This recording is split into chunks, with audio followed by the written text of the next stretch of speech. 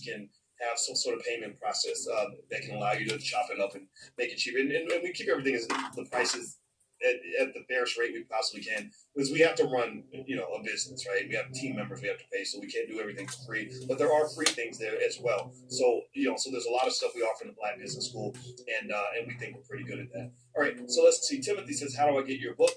Go to drboycebooks.com. You can take a look at some of my books on drboycebooks.com.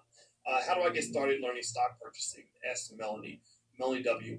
Well, if you log in at the blackstockmarketprogram.com, there is a curriculum there with a bunch of videos that are less than 10 minutes a piece that will get you started on the basics of investing and stuff like that. And then you can go deeper than that. So you can go to the blackstockmarketprogram.com. If you're not enrolled yet, the first month is free. So feel free to go take a look.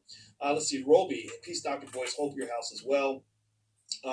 Roby, like Kobe, do you have a fallback strategy for unavoidable financial loss?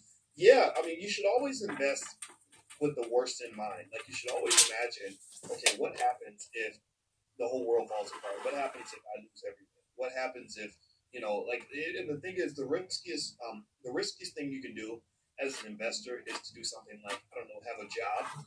Like people think jobs are secure and safe, and they're not, because companies will fire you in a second.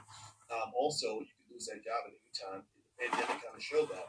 And also, you're not diversified. You're getting all your money from one source. So the best way to diversify really is to have as many disconnected sources of income and wealth as you possibly can.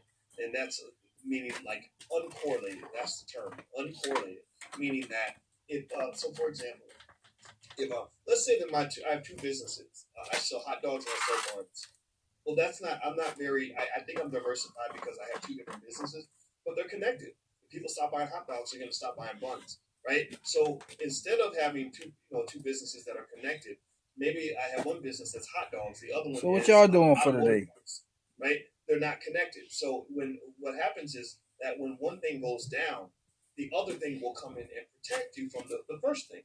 Right, so you want to think about that. Like one example is 9/11. In 9/11, the problem that they had was that the World Trade Center got attacked, but the base of operations that they were going to work from to deal with a tragedy like 9/11 was at the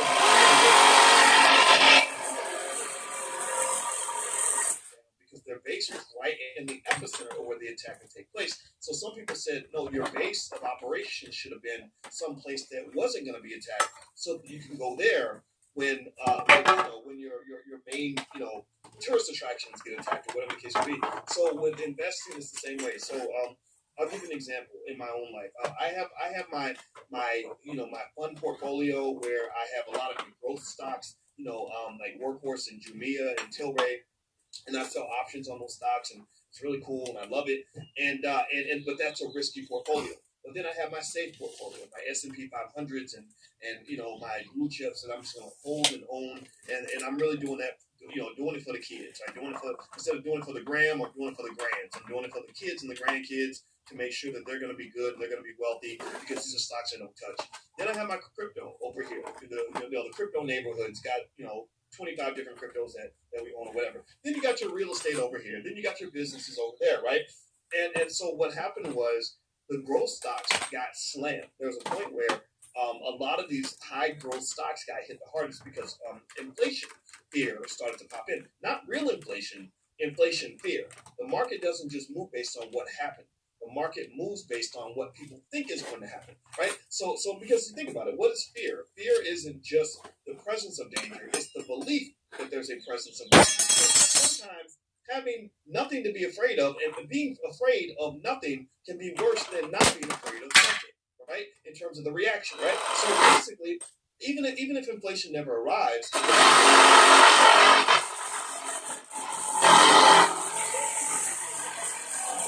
close to it, somewhere around there. And that caused these growth stocks, for various reasons we won't go into today, to just get slammed. I mean, they got bodies.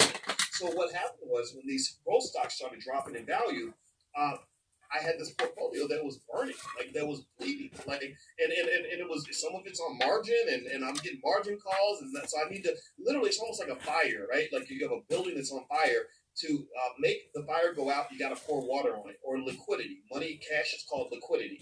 And liquidity becomes the most important commodity that you can have access to during a financial crisis. Like, think about it. When you go through a tough situation, gotta build that bomb shelter. And your car breaks down, what do you need? You need cash. You're not thinking so much